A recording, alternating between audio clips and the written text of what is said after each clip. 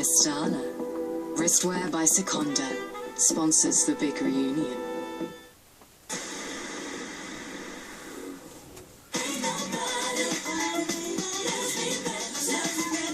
Liberty X's ascent from flop stars to chart-morning pop conquerors had taken everyone by surprise, and one member was hurling herself headfirst into the booze-fueled lifestyle of a tabloid darling. To be honest, every pop band needs somebody who will go out and get column inches. I loved being a pop star. I mean, some people take it for granted, and I really didn't. I really enjoyed every minute of it. I enjoyed going to parties. I was young. She went clubbing, and you know, she had a love life, and she did everything that, you know, every self-respecting pop star should do. And I think we actually benefited hugely from the attention that she got. But behind the scenes, the Geordie party girl was secretly wrestling an addiction. One night, Michelle suddenly collapsed with a suspected heart attack. My heart stopped beating. I got took to hospital. They put me on an overnight monitor and told me that I had an obscene amount of caffeine in my bloodstream and amphetamines. I hadn't done drugs, and they didn't believe me. And I'm thinking, what the hell is it? Oh my God, it's the diet pills. I thought, I can't have this come out. And then I had to stop taking the pills because of my heart problem. So then I was worried, am I going to get even fatter? What's going to happen? Am I going to get found out that I've been taking these pills? Am I going to get written about because I've put on more weight? Or the bank going to chuck me out because I'm really fat? You know, all these things run through your mind at the same time. It was a really low point for me. Ready? And Michelle wasn't the only one in the band battling the darker side of pop. The boys were hitting the bottle, and not just a little.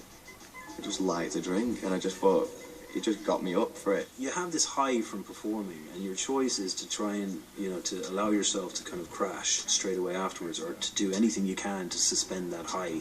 I'm not ashamed to say that, you know, there were times like CDK 7 in the morning and I'd be on like triple vodka Red Bulls. In goals today, it's Kevin the Snowman!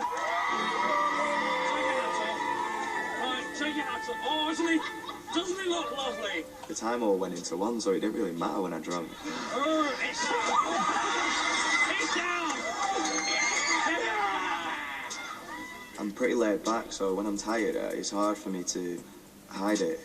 So I sort of just need a bit of something to take the edge off and, and get me, you know, get me ready to perform and do all these silly things you do on, like, you know, Saturday morning TV. 2001, and 5 were the reigning kings of the charts, taking their high-octane brand of ballsy boy pop to packed houses. They were on the verge of cracking pop's toughest nut, America. They're screaming inside, they're screaming outside. Ladies and gentlemen, all from Europe, say hello to 5. It was amazing to have the level of success that 5 had. There was nothing I couldn't have or didn't want. Everything was free. And with success came excess. Abs was spiralling out of control, indulging in a barrage of drink and drugs. It was party central. We was partying for 3-4 days straight. I'd like to eat glass when I was out and about, like you do. Horse tranquilizers. Like, I got a Xanax addiction, man. I'd like, this Xanax was like, what is this little fucking pill, man, that makes me feel this nice wobbly, floors wobbling and everything's wobbling, going out like that. That's kind of where it got a bit too far, because it took over me, you know what I'm saying? And like, let me just rock and roll it till it hurts. And it hurt. The band was on the fast track to self-destruction, and Jay was at the epicenter. Jay was a massively overpowering human being. There were times in that band where I did hate him. There were times in that band where I thought he was really cool. He did have a very gentle side as well.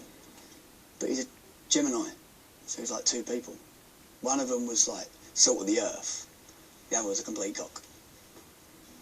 Mental bullying, you know, trying to put you down and make you feel worthless. And he's done a lot of that. Some people could see Jay as being quite an overpowering person and a bit bossy to an extent, but not me. But with such a dominant figure within the band, 19-year-old Sean was slowly becoming withdrawn from the group. In my opinion, Jay sort of overpowered Sean as a younger lad. And I felt like I lost Sean for a long time. These little comments here, little comments there. Like an 85-year-old man. He's going to hurt his back and everything running like that, lazy. It's like a sour run. And look at it. It's like watching the OAP Olympics or something. I was actually very, very confident and very outgoing in the beginning of the band. I had no fear whatsoever.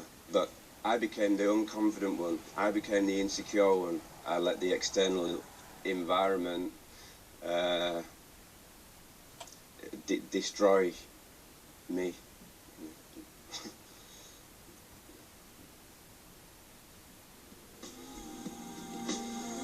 4 years after Liberty X's first single hit the top 10, sales were plummeting.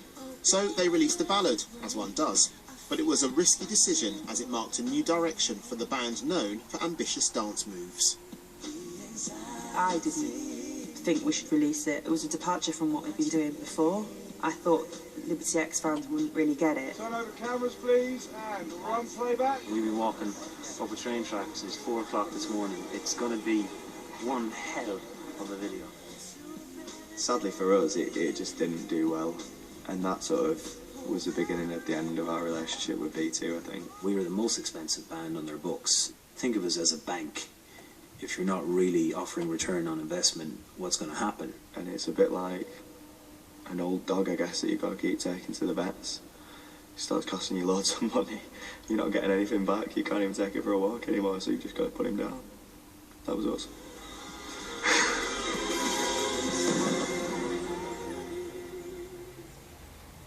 Dropped like a sack of spuds by Richard Branson's V2, they were picked up by a small independent label who were keen to cash in fast and hastily release a woefully weak single called X.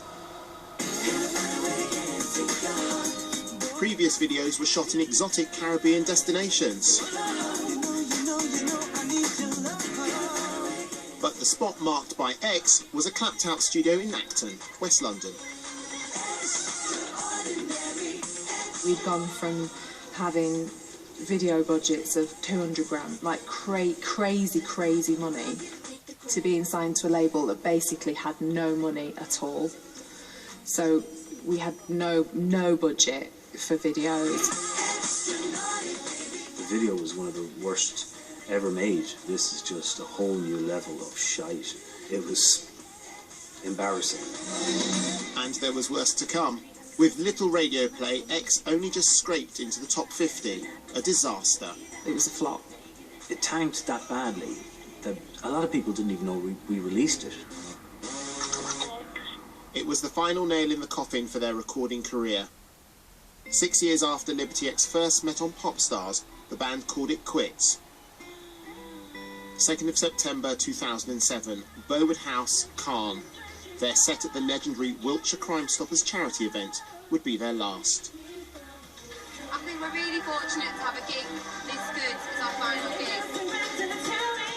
Certain members of the group had pretty much had enough and just wanted it to end. Because we'd sort of come to a point where it just wasn't really working anymore. There was no massive big breakup. We didn't announce it to the world in a dramatic form. There was no press conference or children crying through helplines. It was just quite simply, we just weren't there anymore.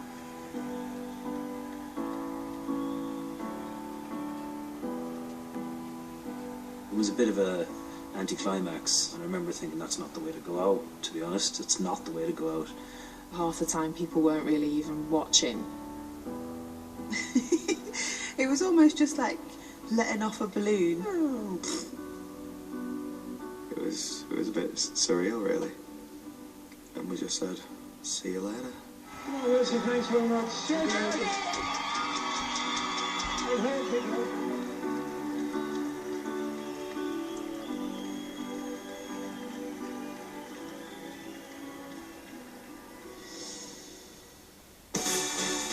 Five years after they were first signed, Five were burning out fast. The dizzy highs of their pop star lifestyle were making way for some catastrophic lows. Life in Five was mental. I mean, it was 5 years of very hard work. You know, you see the inside of a hotel room, an airport, a radio studio, a gig. It's hard. When cracks start showing, you either cement them up or they become a problem. and I guess the fight thing just kind of fell apart. I was such a young kid that I was completely overwhelmed. I was like a rabbit trapped in the headlights. I remember looking in the mirror and thinking to myself, who is that? Because I didn't know myself. I don't know, I just had the strongest feeling that no matter what happens, no matter how much money they throw at me, no matter what's going on, I've got to find Sean. Otherwise, I might make thousands of pounds, but I'll be spending it all on therapy. Sean had a breakdown. A string of UK gigs were cancelled, so management released a statement admitting Sean was ill with glandular fever. So we didn't like lying to the public and saying, yeah, glandular fever, but we had to protect him, we had to protect ourselves. The management thought it was a good idea. That's what we done. With Sean off sick, it was full steam ahead for the rest of the band, who promoted their new single, denying tensions within the group. I remember doing the top of the box when you nearly had the fight, and everyone was just going, they won't be here 6 months' time, they would have killed each other. Right now, things in the Five camp are spiffing. They are so good. I'm just personally having the best time. This is like, at the moment, this is going down as some of the best sort of days of my life so far. They were scheduled to shoot a video for Let's Dance, and Sean made a surprise special appearance. Yeah, it's not nice for him. He was a cardboard cutout in our last video, and people sort of make a joke of it. It was the best time I ever had with Sean was when he was a cardboard cutout. It was awesome. So witty. He would love to have been a part of that video because his voice was on the track and he wrote on the track. And I'm assuming that Sean doesn't think that's very funny. I needed some sort of father figure. I needed somebody to just put an arm around me and just sort of say, it's going to be all right, we're looking after you. But it wasn't quite like that. With Sean gone and tension building, the group was about to implode. I didn't want to be me anymore. I was on the edge. We were in this hotel. He just broke down. He just broke down. He was just crying his eyes out. He was inconsolable. And I remember Jay and I walked out to him, sort of sat either side of him and just put our arms around him. We were like, come on, Michael, what's up? And he was just like, I just can't do it anymore. Like, I remember looking at Jay and he just looked at me and he just went, it's done, isn't it? And I was like, I think it is. The guys were talking about splitting up. I tell them, like, no, I don't wanna. This shit is my dream. I'm loving this. Let's carry on. Let's do this. I don't wanna go. No, let's do one more world tour and another album, and we'd have gone stratosphere. Despite desperate pleas from his bandmates, it was the point of no return. I got called into the record company and sat with Simon Cowell and Richard Griffiths, the chairman of RCA. I said I want out and they told me no. I completely flipped. I pushed my foot on Richard Griffiths' desk so he couldn't move. I said, I don't think you're listening to me.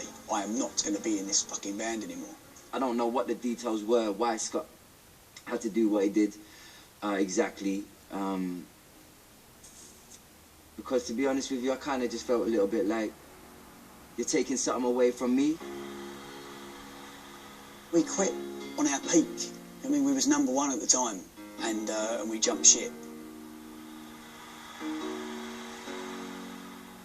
When you got two people like having a breakdown, it's time to call it a day. Nothing's worth that, you know.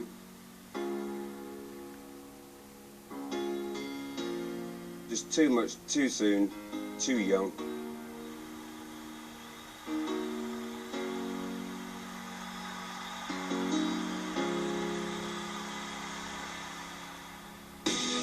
Coming up, with the big reunion looming, Five come to terms with life without Jay. I was willing to forgive.